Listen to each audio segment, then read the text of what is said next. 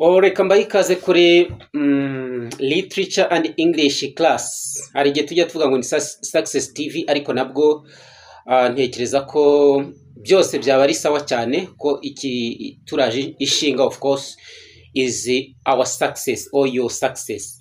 So ladies and gentlemen, iki rero ntabwo wenda twakita ko ari ikibazo gikomeye, ahubwo twebwe icyo tuba dushaka ni ukugira ngo tubifurize ikiza, nyine mugire kuri iyo success nkuko sometimes tubivuga. Yego hari indi channel yitwa Success TV, ariko ntabwo itambukaho literature, itambukaho ubundi bumenyi bugiye butandukanye. So now ahanga rero tuzanywe no kugira ngo dukomeze nkuko muri kubibona, ni cya gitabo cyacu kitwa Animal Farm, ni kimwe cyanditswe na George Orwell.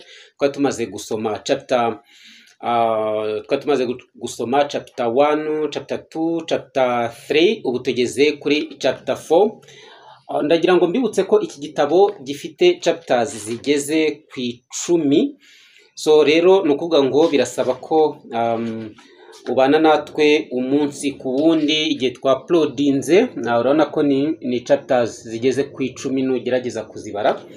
So rero icyo usabwa ni ukubana natwe igihe cyose twa uploadinze chapter ukayikurikirana ukayumva, uretse ko niyo utayumva uwo munsi n'ikindi gihe cyari cyose it is possible. So rero iki gitabo Animal Farm twagiye tubona umwihariko wacyo ko ari igitabo gifite aba characters ba mixinze, ni ukuvuga ngo bavanze, harimo inyamaswa, harimo ndetse n'abantu. By'umwihariko nkuko twabibonye, iki gitabo cyatangiye cyitwa Mano Farm kubera ko cyari kiyobowe n'umuntu witwa Mr Jones, hanyuma kiza guhinduka Animal Farm mu gihe hari hamaze kubaho icyo twita Animal Revolution, igihe zari zimaze kwirukana uriya mugabo witwa Mr Jones kubera ko yazifataga nabi. Hanyuma nanone ubwo izi ngurube zari zimaze gukora, izi nyamaswa zose hamwe zari zimaze gukora iyi revolution, byaje kugeraho ingurube zasigaranye ubuyobozi, nazo zigenda zigana imibereho ya muntu zikora nk'ibyo abantu bakora.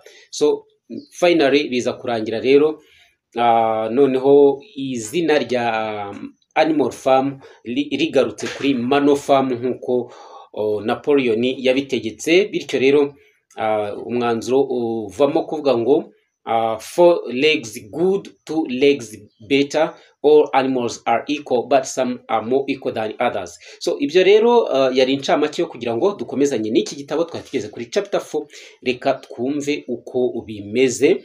Ahanga muri chapter 3 ndagira ngo mbanze mbibutse yuko twasoreje ahantu inyamaswa zari zimaze kwemerera ingurube kwisanzura zikajya zirya icyo twita windfall apples, cyangwa se za pome zagushijwe n'umuyaga, cyangwa se n'izindi zo zamaze guhisha, cyangwa se niba ndi bubyite ngo nugushya zigeze igihe cyo kuribwa, ndetse no kunywa amata n'ibindi bintu byiza byose. Izi ingurube zari zamaze kwemeza uburyo arizo zigomba kubikoresha, kuko ngo ni mind workers cyangwa se brain workers. So reka rero dukomeze na chapter 4, ariko ngusaba gukora subscribe, ugakanda like, share, ukaduha na comment, kubera yuko iyo uduhaye like bituma video zacu ziba recommended by YouTube system, cyangwa se YouTube bituma izirekomanda cyangwa se ikazisharinga no ku bandi zikabageraho, kuko bigaragara ko izo video zakumbye. Rero byose n'ubuntu, subscribe n'ubuntu, hanyuma like n'ubuntu, share n'ubuntu, ikindi kuduha comment nabyo n'ubuntu. So rero ndumva natwe tuba tubahereye ku buntu, namwe muduhere ku buntu, ndumva bibe win-win. So thank you so much for your time. Reka twikomereze.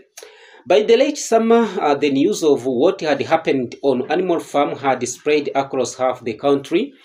So rero ahanga ngo byari bigeze summer yasaga naho iri kurangira, hari amakuru yagiye asakara y'ibyari byabaye muri Animal Farm, asakara rero ngo mu gihugu hose. Ese ayo makuru naya? Every day Snowball and Napoleon sent out a flight of pigeons whose instructions were to mingle with the animals on neighboring farms, tell them the story of the rebellion and teach them the tune of Beast of England. Hano byari byagenze gute? Hano ngo ukuvuga ngo buri every day, buri munsi Snowball na Napoleon boherezaga uruhuri rw'inuma zikaguruka zikagenda zahawe amabwiriza yuko zigomba kugenda zikajya mu yandi mafamu yaraturanye na Animal Farm, hanyuma noneho ngo zigatangira kugenda zibara inkuru cyangwa se zibwira izindi nyamaswa inkuru ya rebellion cyangwa se kwigumura, hanyuma ndetse no kuzigisha indirimbo ya Beast of England. Ahangaha mu bigaragara nuko iyi rebellion izi ngurube zashakaga yuko ikwira no mu yandi mafamu, nayo agakora imyigaragambyo nkuko nazo zayikoze hano muri Animal Farm, hanyuma bikarangira zirukanye umuntu. So most of this time, nko kwiza propaganda, most of this time Mr. Jones had spent sitting in the tap room on the Red Lion at Wellington, complaining to anyone who would listen of the monstrous injustice he had suffered in being turned out of his property by a pack of good-for-nothing animals. Hano rero barimo baratubwira yuko uyu umugabo witwa Mr. Jones nga kenshi wasangaga amara umwanya yicaye mu cyumba hari ahitwa muri Red Lion at Wellington, ubwo niho yari yarahungiye, ngo ariho gerageza kuganyira buri muntu wese washoboraga kumutega amatwi uburyo yahuye n'akarengane, hanyuma izi nyamaswa zikaza kumwirukana mu mitungo ye cyangwa se mu ifamu ye. Nuko the other farmers sympathized in principle, hanyuma noneho abandi borozi ugasanga barasa naho nyine bamugiriye impuhwe, but they did not at first give him much help, ariko ntabwo kwikubitiro bigeze bamufasha n'akantu na gato. At heart, each of them was secretly wondering whether he could not somehow turn John's misfortune to his own advantage. Hanyuma none ngo mu mitima yabo ahubwo bo batangiye kureba uburyo, batangiye kugenda bibaza uburyo ibi byago Mr. Jones yahuye nabyo bo babyungukiramo.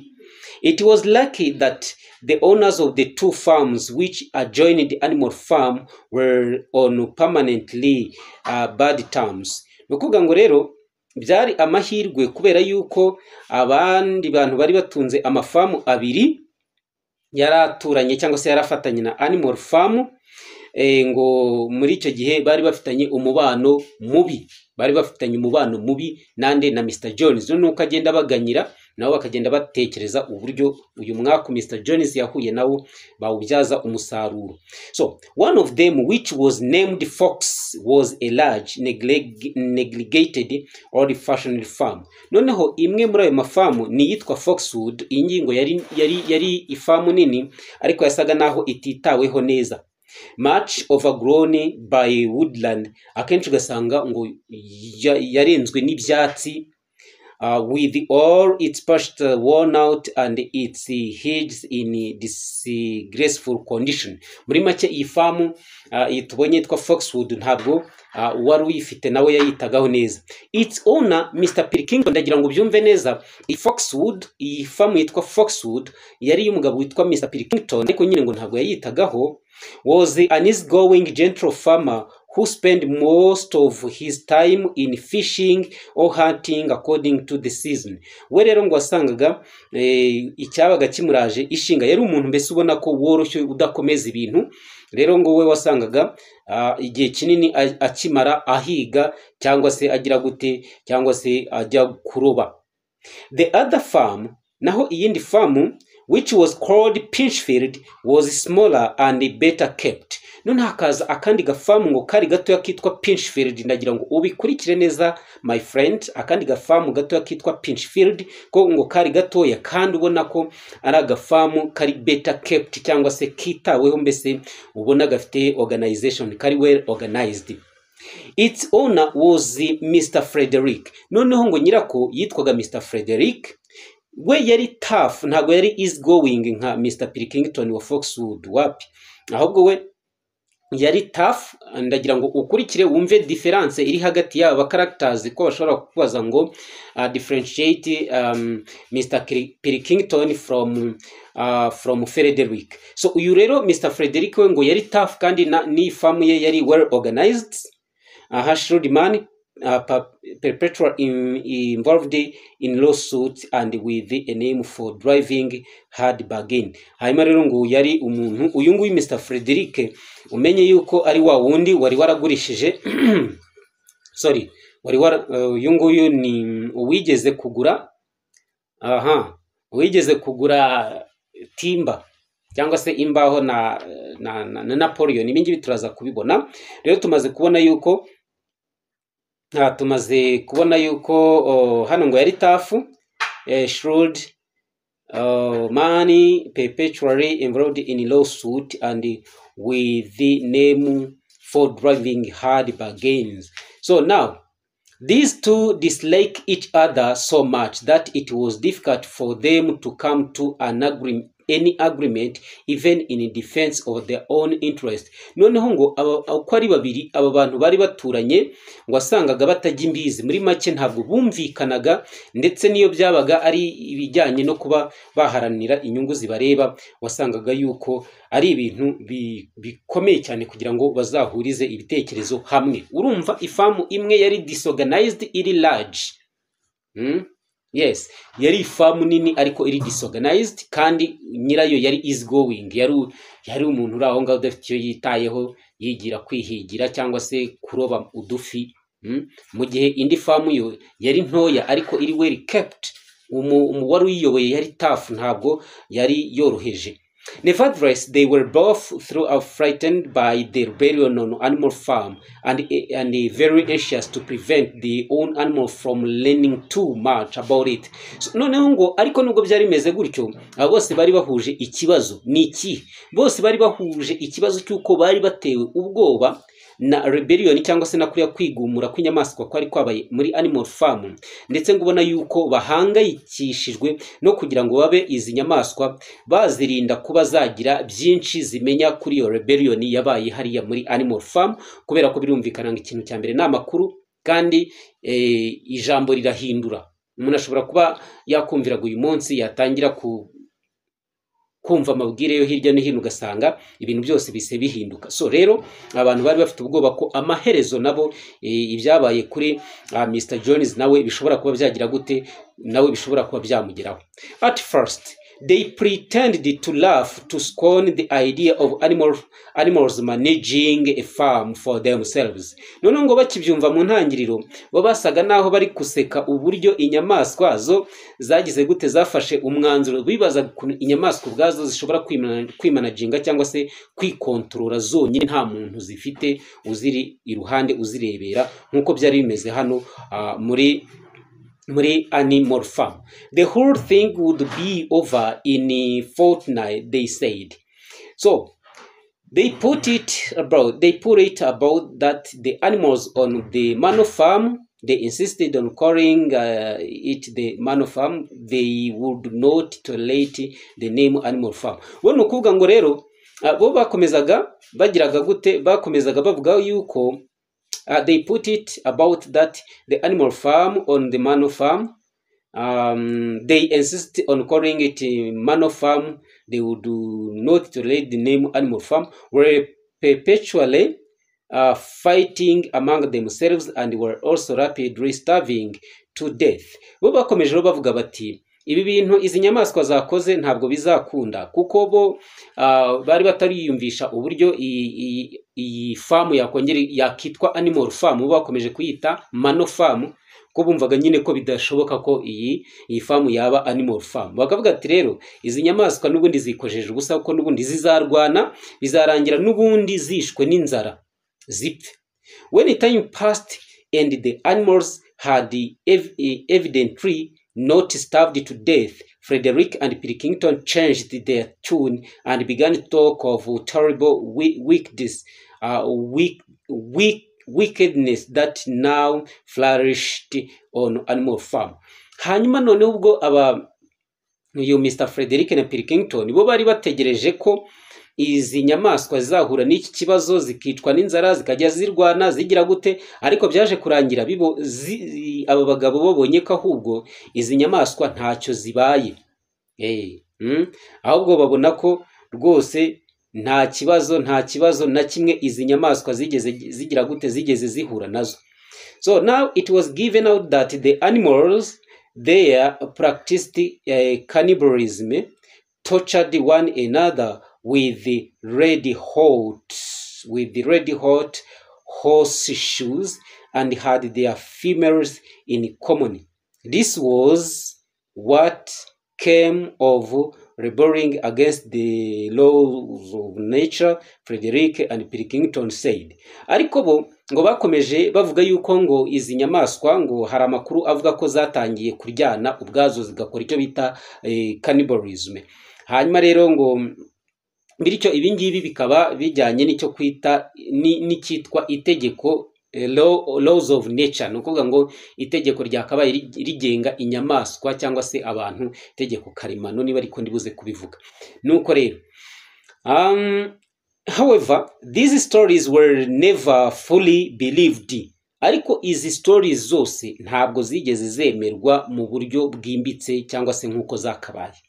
Rumors of wonderful farm where the human beings had been turned out and the animals managed their own affairs continued to circulate in vague and distorted forms, and throughout that year a wave of rebellion ran through the countryside. Hanyuma noneho ngo haje gukomeza nyine hagenda hasirikira inkuru ariko rimwe na rimwe ntizemerwe. Hanyuma noneho ngo atangira kugenda havugwa ibihuha yuko iyi famu yabaye wonderful cyangwa se yabaye ifamu nziza, where the human being had been turned out. Hanyuma rero ngo iyi famu ngo umuntu mu gihe yarakiriye irimo nyine donc no kuvuga ngo ibintu byarahindutse kuva uriya muntu ayivuyemo. Hanyuma inyamaswa noneho zigira gute, zitangira kumanaginga their own affairs cyangwa se zitangira kwiyitaho. Ibi rero ngo byakomeje kugenda bigira gute, byakomeje kugenda bisirikira bivugwa ko inyamaswa zatangiye kwiyitaho n'ibintu byahindutse muri iyo animal farm. Hanyuma noneho batangira no kuvuga ko ngo hari amakuru avuga yuko hagiye kubaho wave of rebellions cyangwa se rebelliousness, cyangwa se hagiye kubaho noneho imyigaragambyo mu gihugu cyose kubera ko animal farm yabaye urugero. Bulls which had always been tractable suddenly turned savage. Ibimasa buri gihe byose ibimasa bulls, ibimasa byakoreshwaga mu bijyanye no guhinga ngo byatangiye noneho kugira gute kwigumura, nabyo byigira nk'ibisazi, bitangira kwigira nk'ibinyamaswa byo mu gasozi, ngo twavuga ko ari nk'imbogo. Nkuko bafite ikimasa ugihingisha gituje mu kanya ukabona gitangiye kwisaza kikigira nk'imbogo, urumva ko byari hatari. Then sheep broke down hedges and devoured the clover. Cows kicked the pale over, hunters refused their fences and shot their riders on to the other side. Hanyuma noneho ngo nyine biragaragara ko inyamaswa nazo zatangiye kugenda zigira nabi.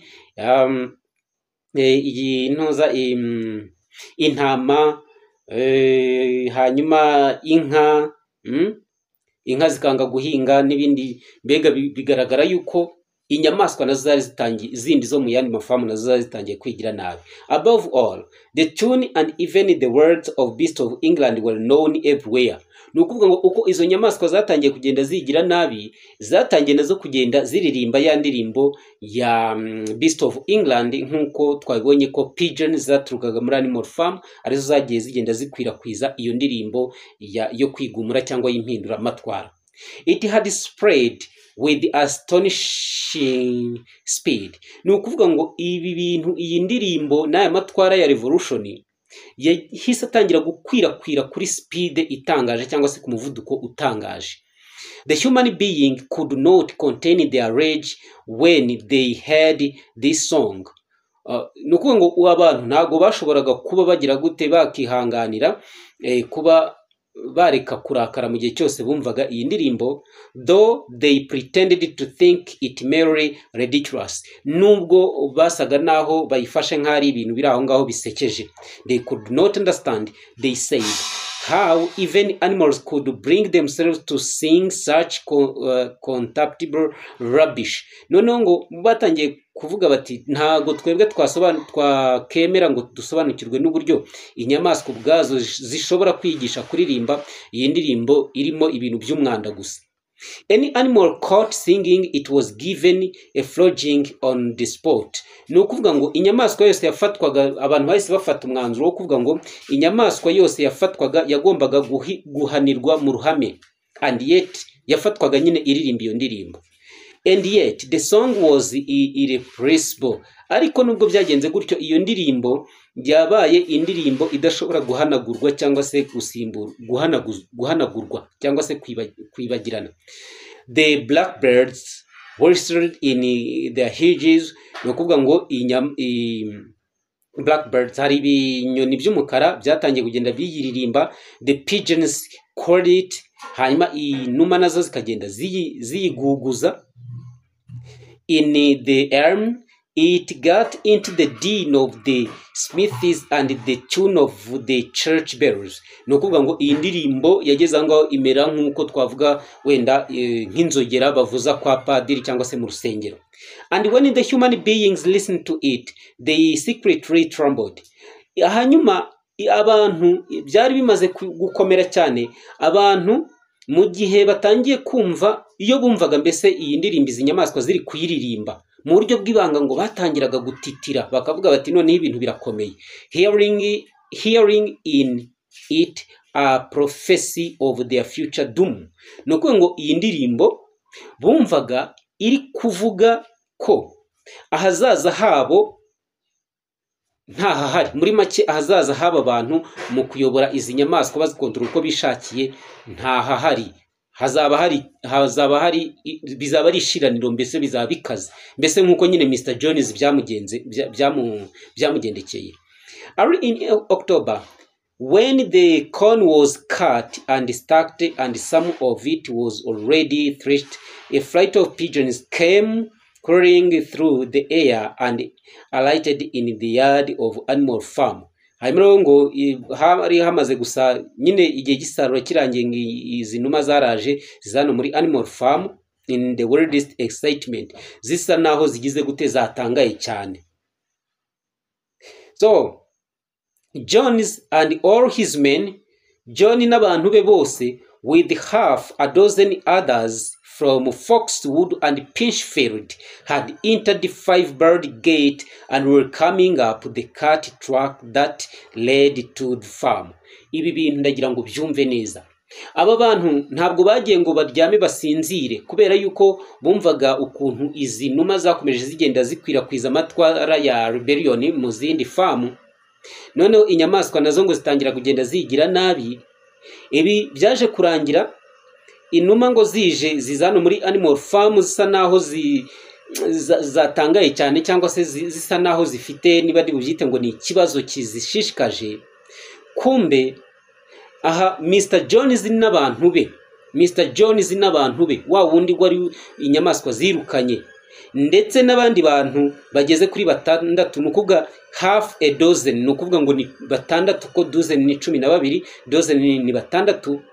Mr. Jones n'abantu be bose, ndetse n'abandi bantu batandatu baturutse muri Foxwood na Pinchfield, ubwo ni muri za farm za Mr. Frederick na Mr. Pilkington, had entered, bari bamaze gutera baciye mu marembo 5. Hanyuma noneho rero ubwo ngo bari bateye hehe, bari bagabye igitero kuri Animal Farm. Ese izi nyamaswa zirabyitwaramo gute? So they were all carrying sticks. Bose bari bitwaje ibikoni except Jones. Uretse Jones we nta nkoni yari afite, who was marching ahead with the gun in his hands. Nuko ngo Mr. Jones we ntabwo yari afite inkoni, ahubwo yari afite imbunda, ari kugenda nyine nk'umuntu kizigenza w'indwanyi kazi ifite n'intwari ikomeye. Obviously they were going to attempt the capture of the farm. Hani turi kuri page ya 29. No kuvuga ngo hano bari baje kugira ngo bagire gute, bari baje kugira ngo bongere bigarurire iyi famu.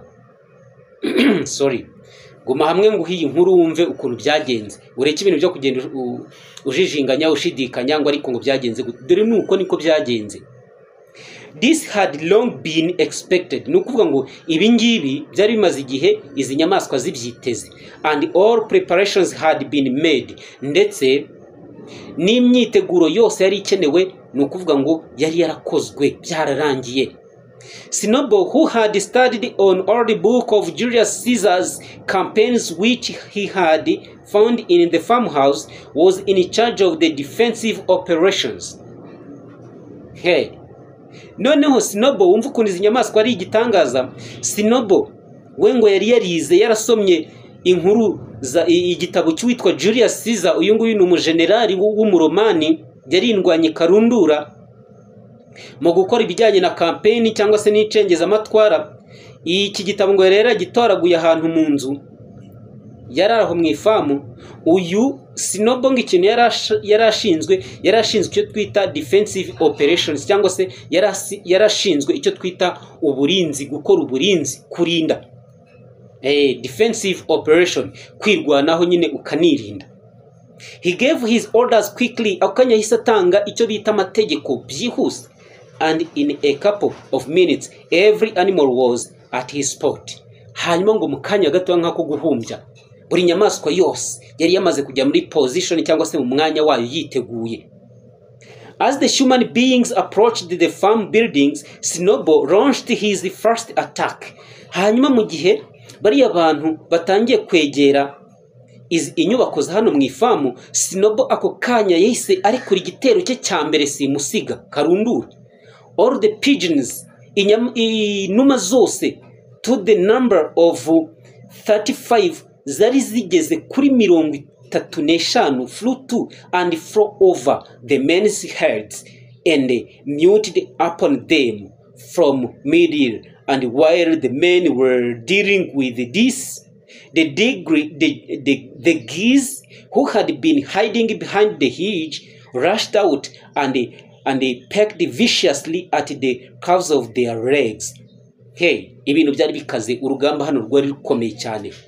Nukuvuga ngo ako kanya izi numa zigeze kuri 35 zahise ziguruka. Hanyuma noneho ziguruka kuri aba bantu ku mitwe, zigenda zidondagura.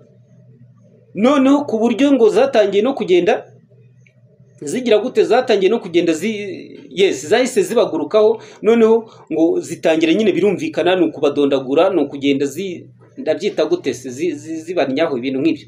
And while the men were dealing with, mu gihe abantu bagihugiye, aba bantu bari bagabye igitero bagihugiye mu kurwanya izi numa, noneho haza ibintu byitwa ibibata, nabyo biraza ngo byari byihishe hafi aho ngaho, bita bibagurukira, nabyo bitangira kugenda bibadondagura, bibarumagura nyine mu buryo bukaze cyane, ku maguru, ku mirundi, ahantu hose ku maguru zibakora ibyamfura mbi. Nawe urumva icyo gitero ukuntu cyari kimeze. However, this was only a light skirmishing maneuver intended to create a little disorder. Nukuvuga ngo aka gatero zakoze kasaga naho ari gatoya kugira ngo zise naho zigira gute zibatatanye. And the men easily drove the geese off with their sticks. Hanyuma kanya abantu bahise bafata inkoni batangira gukubita bino bibata, barabyirukana. Snowball now launched his second line of attack. Snowball rero imaze kubona ko abantu batangiye kwirukana ibi bibata byari bije kubataka bibadondagura, aho kanya Snowball yise yorganiza igitero noneho cya danje cya kabiri. Nukuvuga ngo Snowball yarameze nk'ari general uyoboye urugamba hano mu kugaba ibitero. Noneho ese wakibaza ngo Napoleon yarari, buretse naho turaza kureba. Noneho ngo ako kanya Snowball yise ari kuri igitero cya kabiri, undi umurongo wa kabiri w'igitero. Hazamo Murray, Benjamin and all the sheep with the Snowball at the head of them. Nukuvuga ngo hari Murray, hakaza Benjamin, donkey ndetse n'intama zose ngo zari ziyobowe n'umuntu witwa Snowball. Rushed forward and prodded and battered the men from every side, while Benjamin turned around and rushed at them with his small hoofs. Nukuvuga ngo izi iki gitero nacyo cyaraje kiyobowe na Sinobo. Hanyuma noneho aba bantu ewana kibakorera ibyamfura mbi hanyuma intama zibica n'imitwe. Hanyuma Sinobo uyu Benjamin nawe ngo agenda azenguruka abakubita imigeri n'ibinono bye ngo twari utunono dutoya ariko akaturwanisha. Urumva ko ibintu byari bikaze.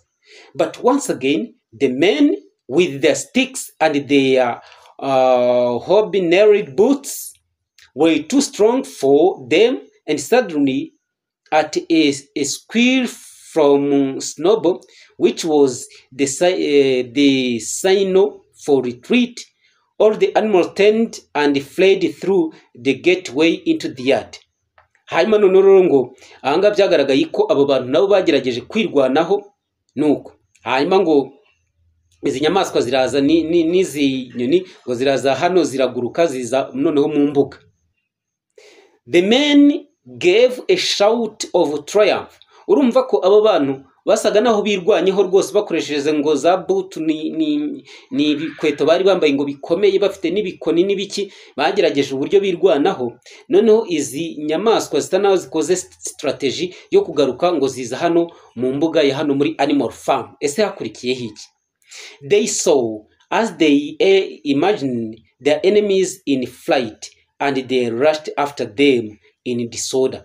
Hanyuma noneho ngo zagiye kubona zibona as they imagine nkuko zari ziri kubitekereza abanzi babo batangiye gusa naho baguruka nyine tu bagenda, and they rushed after them in disorder. Hanyuma noneho ngo izi nyamaswa zahise zibirukaho. Nukuvuga ngo abantu batangiye kuririmba intsinzi ko bari babonye izi nyamaswa zigeze gute zisubiye inyuma ziraza zisubira hano muri animal farm. Noneho bahita bagenda baririmba intsinzi. Inyamaswa nazo zihita zivuga zitireka abantu tubomeke zirabakurikira.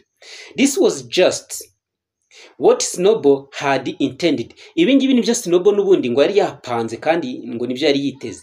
As soon as they were well inside the yard. Hanyuma nkuko ngo aba bantu ntabwo birukanse ngo bagenda ahubwo bahise birukanka bahise binjira muri animal farm. Hanyuma noneho rero ngo bose bamaze kugira gute bamaze kugera muri inside the yard bamaze kugeramo imbere, the 3 horses, the 3 cows and the rest of the pigs who had been lying in ambush in the cowshed suddenly emerged in their rear, cutting them off. Hanyuma noneho rero kumbe zari zamugize gute zari zabateze ambushi aho ngaho muri animal farm. Noneho barinjira baravuga bati noneho izi nyamaswa ehwana nta kibazo. Nuko ngo ntabwo basubiyeyo baririmba oya, ahubwo bahise binjira hano muri animal farm. Ndagira ngo akantu tugakosore neza. Kumbe noneho hano inyamaswa zamaze gutega ambushi. Ndagira ngo ubyumve neza. Hano hari ngo this was just what Snowball had intended. Nuko ngo Snowball yashakaga ko izi nyamaswa ziza aba bantu baza bakinjira ni intambara y'inyamaswa n'abantu. Tubyumve neza. Abantu bari baherekeje Mr Jones baturutse muri Foxwood na Pinchfield. Noneho rero ngo bahise binjira babonye ko basa naho inyamaswa bazinesheje. Kumbe noneho rero ntago bari bazi yuko Snowball yari yapanze undi mugambi. So reka turebe rero hari icyo twita 3 horses. Nukuvuga ngo ni cheval eshatu. Izi ntago twigeze tuzumva mu rugamba. The 3 cows, inka eshatu, and the rest of the pigs, n'izindi ngurube zari zasigaye ngo zari ziryamye zateze ambushi mu kiraro in the cowshed. Suddenly emerged in the rear. Nukuvuga ngo zahise ziza noneho zivuza induru zihuta cyane, cutting them off. Ngo zahise zigira gute zahise birumvikana zahise zibahagarika niba ariko twabivuga. Snowball now gave the signal for the charge. Hanyuma Snowball ahita atanga ikimenyetso cyuko nyine urugamba rugomba kugira gute rugomba kubaho. He himself dashed straight for Jones. We ubwe yahise yataka umuntu bita Mr Jones. Aramwegera kabisa. Snowball yegera Mr Jones. Avuga ati burya sibukanze nkwereke. Jones saw him coming, raised his gun and fired. Jones abonye ukuntu Snowball aje yataka yagurutse kabisa yiruka yahise yegura imbunda ararasa. The parrots scored bloody streaks along Snowball's back. Noneho ngo isasu ryahise rigira gute ryakomerekeje Snowball mu mugongo, hatangira kuva amaraso. And a sheep dropped dead. Ako kanya ngo bagiye kubona babona intoza the parrots scored bloody streaks along Snowball's back and a sheep dropped dead. Nuko ngo bagiye kubona babona ahubwo uyu Snowball mu mugongo haturutse amaraso. Akanya ngo hari intama nayo yahise igira gute yahise ipfa. Without halting for an instant, Snowball flung his 15 stone against John's legs. Nukuvuga ngo nta gutinda Snowball yahise ijugunya amabuye ageze kuri 15 ku muntu witwa ku maguru yande ku maguru ya Mr. Jones. Jones was Snowball flung his 15 stone. Okay. Now, Jones was hurled into a pile of dung. Akanya Jones wahise yikubita mu kirundo cy'amase. And his gun flew out of his hands. Akanya imbunda yahise igira gute yahise imucika ibiraguye. But the most terrifying spectacle of all was Boxer. Ariko ngo noneho ngo icyari giteye ubwoba hano ni nyamaswa yitwa Boxer, roaring upon his hind legs and striking out with his great iron shod hoofs like a stallion. Noneho ngo icyari giteye ubwoba ni Snowball, ni Boxer. Urabizi ko hari ukuntu ishevari igihagarara ku maguru yayo abiri. Noneho ngo Snowball nayo yahagaze ku maguru ye abiri y'inyuma arangije ko kararwana. His very first blow took a stable lad from Foxwood on the skull and stretched him lifeless in the mud. Nukuvuga ngo noneho yakubise umwe mu bashumba bari baturutse muri Foxwood, nabo bari baje ngo kurwana, biza kurangira apfuye. Woninde woni Boxer. Yishe umuntu hano. A stable boy from Foxwood yahasize ubuzima. Now, at the sight, several men dropped their sticks and tried to run. Ako kanya abantu bamaze kubona ko ibintu byakaze bahise bajugunya twadukoni bari bitwaje n'utubando. Ako kanya ubwo ngubwo bahita bakizwa n'amaguru. Panic overtook them. Bahise bahangayika, and the next moment all the animals together were chasing them round and round the yard. Ubwo rero inyamaswa nazo zahise zibabonerana zitangira kubirukana aho ngaho zibazengurukana hano mu mbuga ya Animal Farm. They were God kicked, bitten, trampled on. Bahuye n'ibibazo. Nukuvuga ngo izi nyamaswa zarakubiswe, ziradomagurwa, mbese inyamaswa icyo zishoboye cyose cyazikoreye bano bantu mu rwego rwo kubarwanya. There was not any animal on the farm that did not take vengeance on them after his own fashion. Nukuvuga ngo nta nyamaswa nimwe itigeze yihorera kuri aba bantu biturutse kuko inyamaswa nyine yabaga ibishoboye, yihorera guko yishoboye. Even the cat suddenly leaped off a roof onto a cowman's shoulders and sank her claws in his neck. Ndetse yewe ngo n'ipusi zari ziri hejuru ngo zahise zisimbuka ziraza zisimbukira umuntu ngo zimurya inzara ku ijosi. At which he yelled horribly. Ngo hanyuma kubera uburyo ubukare bw'izi nzara uyu muntu ngo yahise avuza induru cyane. At the moment when the opening was clear, the men were glad enough to rush out of the yard and make a bolt for the main road. Nukuvuga ngo rero akanya inyamaswa zagize amahirwe zibona aho zica ziratoroka zirirukanka ziragenda. And so within 5 minutes of their invasion, they were in ignominious retreat by the same way as they had come, with the flock of geese hissing after them and picking at their calves as all the way. So nukuvuga ngo rero ahangaha nyine birumvikana abantu bahise bagira gute, bahise bamanika amaboko bafata umuhanda wabazanye bariruka barahunga, ibibata nabyo bibiruka inyuma biri kugenda bisakuza, ngari nako bigenda bibadondagura nyine ku maguru. All the men were gone except one. Abantu bose bahise bagenda uretse umuntu umwe. Uyu muntu umwe utagiye ni muntu ki? Back in the boxer was pawing with his hoof at the stable lad who lay face down in the mud, trying to turn him over. The boy did not stir. Hano uyu muntu rero ngo izi tugarutse nyine hano muri Animal Farm, ngo boxer yari iri mu mbuga aho ngaho, donc iri gukoresha ikinono cyayo, iri kugerageza kubura wa muhungu wari uryamye aho ngaho w'umushumba, ngo yari yaguye yubamye kuko boxer yari yamukubise ikintu bita ingumi y'ikinono. Noneho umuhungu bita birangira asezeye kubirya cyangwa se kubirayi niko bajya babivuga.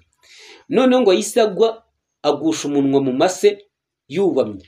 Noneho ngo boxer ngo yari kugerageza kureba uburyo yamuhindura nyine ngo amurebeshe hejuru, ariko uyu muntu ntabwo yumvaga byari byarangiye. He is dead. Yapfuye, said boxer slowly. He is dead. Ubwo boxer ngo ahisabwa uyu muntu yapfuye this. Boxer ariko yabivuze sorrowfully, no kuvuga ngo yari ifite sorrow, yari ifite agahinda. I had no intention of doing that. I forgot that I was wearing iron shoes. Ati rwose mu byukuri ntabwo nari mfite gahunda yo kumwica. Ibi ngibi nabikoze ariko nari nibagiwe ko nari nambaye inkweto z'ibyuma. Urumva boxer yari yambaye inkweto y'icyuma, kubita umuntu ahitarangira. Who will believe that I did not do this on purpose? Ese ninde uri buze kwemera ko ibi bintu nubwo nabikoze ariko ntigeze mbikora nabigambiriye? Boxer urumva yari babaye. No sentimentality, comrade, cried Snowball, from whose wound the blood was still dripping. War is war. Anga turagira ngo nongere mbagarura ahantu gato twageze dusa nayo ibintu tubicangacanze. Hahandi Mr. Jones yari afite imbunda, boxer yamwataka karasa, ni ukuvuga ngo isasu ryakomerekeje boxer mu mugongo, ariko intama yo yarahapfiriye. Ni intama imwe niyo batubwiye yapfuye. Hanyuma none umuntu wapfuye n'uyu nguyu umwe niwe batubwiye. Noneho rero ahangaha boxer no kuvuga ngo yari yishe umuntu. Ubwo mpise ngaruka kuri iyi nkuru, ubwo yari flashback nari nkoze. Boxer hano arababaye cyane, avuga ko yishe uyu muntu kandi atari yabigambiriye, avuga ko ndetse nta n'umuntu uri buze kubyemera. Hanyuma noneho hano reka wenda tugaruke ku nkuru yitwa The Pill. Muribuka umuntu witwa Kino igihe arwana na ba bantu akicamo umwe, ukuntu umugore we yaje akamubwira ati ibyo byose wamaze kuba umwicanyi, nubwo waba wabikoze utabishaka ariko wamaze kuba umwicanyi. So aho ngaho naho habayemo urupfu. Nari nshatse guhuza impfu zabaye. Ni ukuvuga ngo urwo rupfu rwabaye, Kino yari ari kurwanya biriya bisambo The Trackers bari baje kumwambura The Pill. Ariko hano tugarutse muri Animal Farm, boxer we yishe umuntu wari waje gufasha Mr. Jones kugaruza ifamu ye.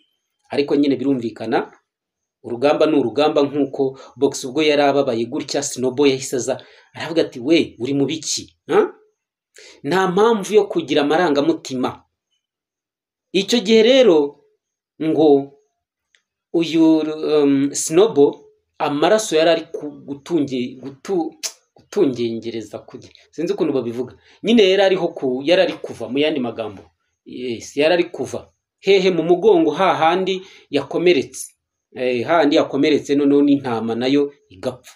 Yakomerekejwe na Mr. Jones, ndagira ngo mubyibuke muri rugamba rwa Battle of the Cowshed. Intambara bayita Battle of the Cowshed.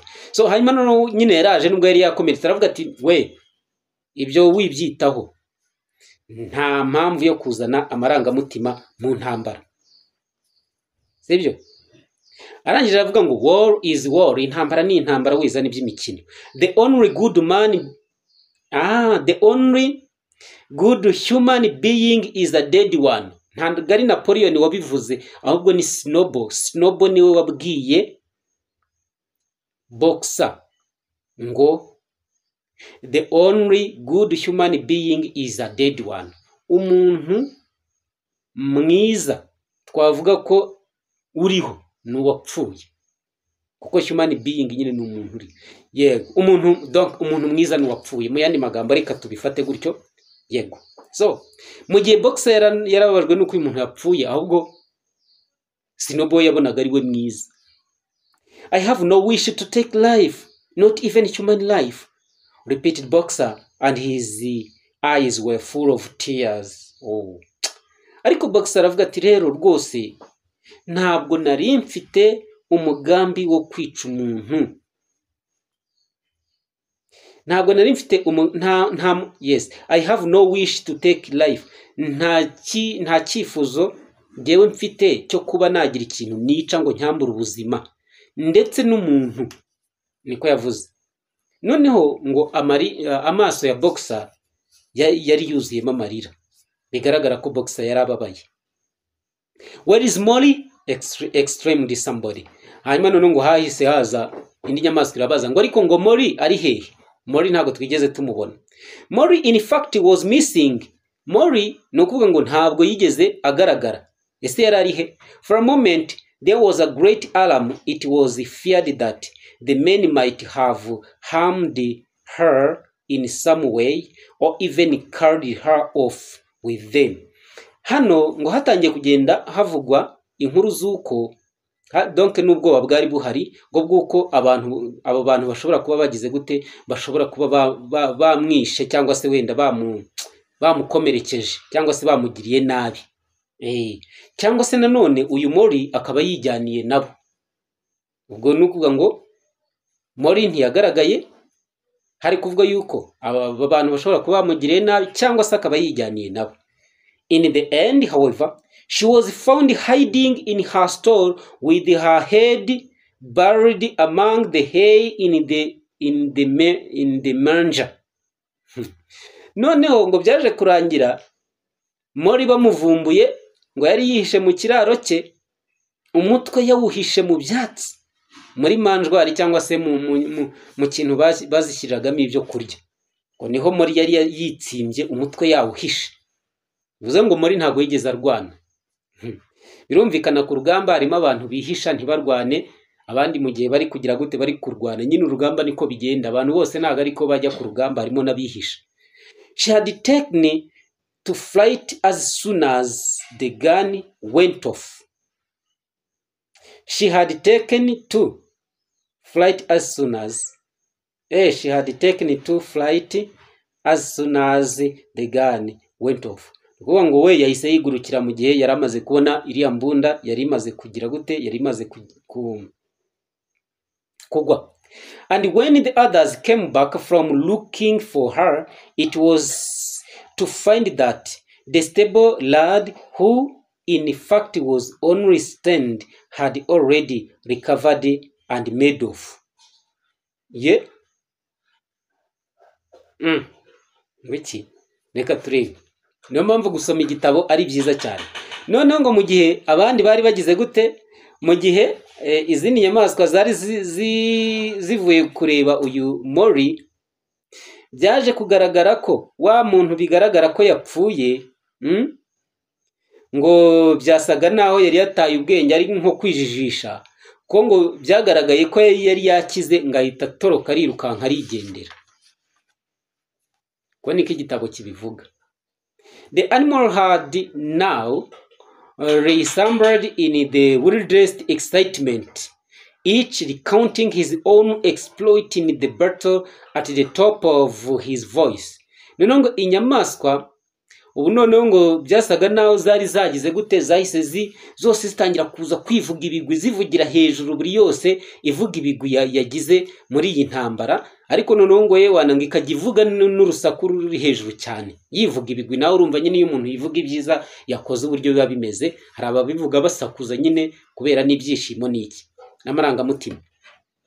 An impromptu celebration of the victory was held immediately. Aho kanya ngo zahise zitegura ni nk'igitaramo cyangwa se ibirori byo kwishimira iyi ntsinzi. The flag was run up and Beast of England was sung a number of times. Then the ship who had been killed was given a solemn funeral and a hawthorn bush being planted on her grave.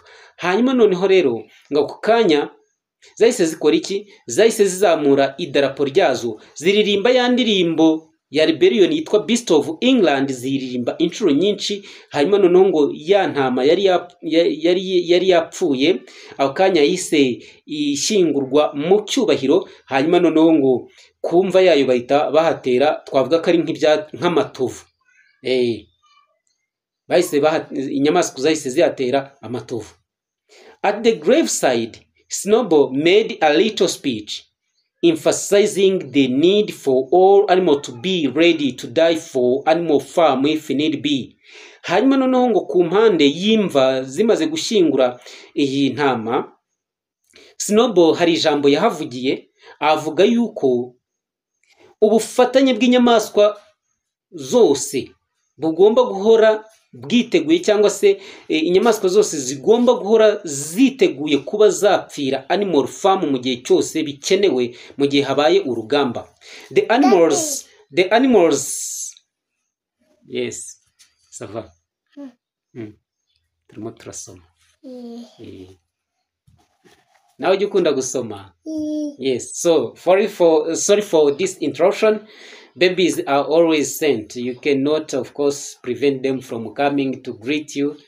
It is very interesting, yeah. So rero abana, Jesus has said, let children come unto me. Mureke abana baze bansange, abana n'abana. So turamushimiye cyane, yeah. Very nice. Abana ni byiza ko bisanzura. Reka tukomeze rero turebe uko byaje kugenda. Twari tugeze ku ijambo aho Snowball yavuze ijambo avuga ati inyamaswa zose tugomba kuba twiteguye kuba twapfira animal farm mu gihe bibaye ngombwa. The animals decide unanimously to create a military decoration. Hanyuma ngo inyamaswa zahise zifata ako kanya guhita zahise zifata umwanzuro wo gukora decoration cyangwa se imitako ya gisirikare. Animal Hero First Class, which was conferred there and then on Snowball and Boxer. Hanyuma noneho ngo ni nk'imidari ahangaha zatangiye kugenda zitanga. Hanyuma noneho ngo haza iyitwa za creatines cyo twita umudari wa Animal Hero First Class, ni ukuvuga ngo ni intwari y'inyamaswa yo mu cyiciro cya mbere. Uyu mudari waje guhabwa Snowball ndetse na Boxer, ni ukuvuga ngo Snowball na Boxer zahawe icyo twita Animal Hero First Class Medal, zahawe umudari mu cyiciro cya mbere cy'intwari. Yeah. So it consisted of a brass medal. They were really some old horse brushes which had been found in the harness room to be worn on Sundays and the holidays. So imidari rongo zagombaga kujya nyine ziyambara mu biruhuko ndetse no mu biruhuko mu gihe zifite ibiruhuko ndetse na Sunday no ku cyumweru. There was also Animal Hero Second Class. Haje umudari wa kabiri uhabwa icyiciro cya kabiri cy'intwari, which was conferred past 3 on the dead ship. Ni ukuvuga ngo iyi inyamaswa iyi ship yapfuye cyangwa se iyi ntama yapfuye niyo yahise ihabwa umudari w'icyiciro cya kabiri cy'intwari. Yes, ko yapfiriye ku rugamba. There were much discussion as to what the battle should be called. Hanyuma noneho zimaze kubikora zahise zivuga ziti se iyi ntambara noneho turaza kwita gute, iraza kwitwa gute. Angaha mumenye ko ubu umuntu witwa Napoleon ntabwo aravugwa muri runo rugamba. In the end it was named the Battle of the Cowshed. Nyuma y'ibyo rero, nyuma y'uko zimaze kugira gute, nyuma y'uko zimaze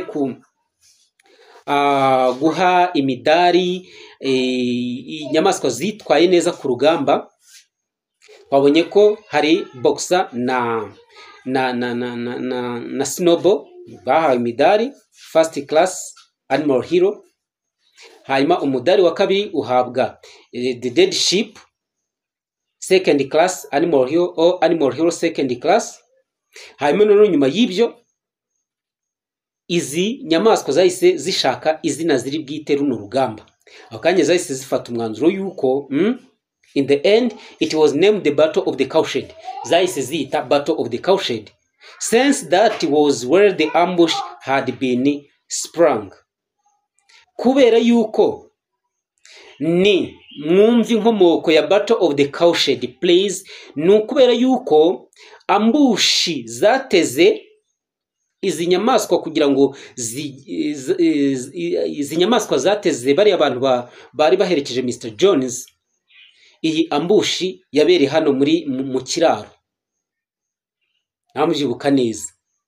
Hanyuma noneho bayita Battle of the Cowshed.